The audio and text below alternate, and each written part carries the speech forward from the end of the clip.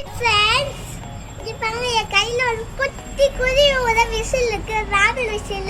இப்போ நாமெல்லாம் ஊறி காட்டுறேன் பாருங்க.